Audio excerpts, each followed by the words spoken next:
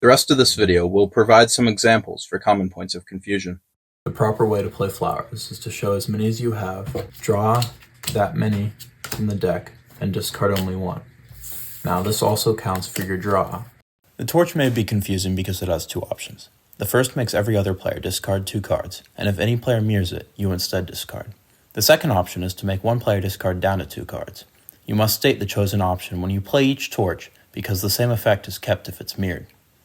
Hooks can be confusing at first, but they provide a lot of useful utility. They allow you to play cards at any point out of turn, or to manipulate another player to play their own cards in a manner that benefits you. If you don't know what to do with a hook, I'd suggest you attempt to make one of your strongest opponents play death on another to waste mirrors, or just fish a player with a lot of cards to play all their cups on you. Hooking swords doesn't allow you to specify the card they take, unless that card is face up in front of a player.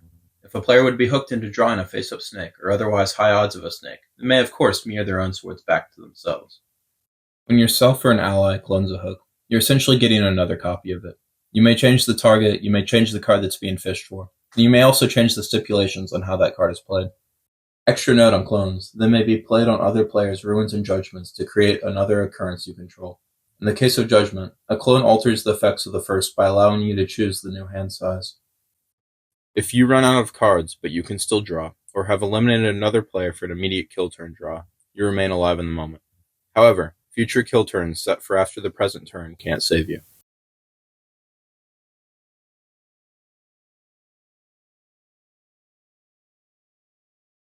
When someone plays a card, they can then accept bribes to change the target assuming a target is not expressly declared, but a statement like, "I play death on John," can't have the target changed.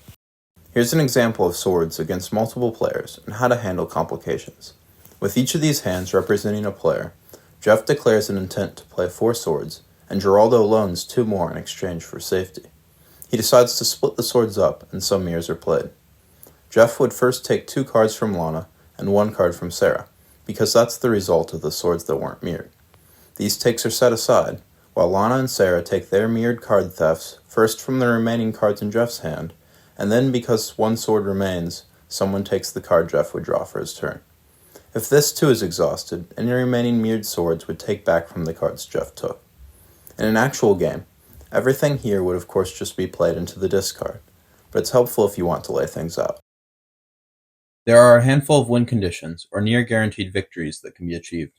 One of the sneakiest is to eliminate a player using a hook right before the start of your own turn while you have a crown in your hand. If you aren't quickly stopped, laying the crown on your kill turn will win you the game if you just draw to start the next turn.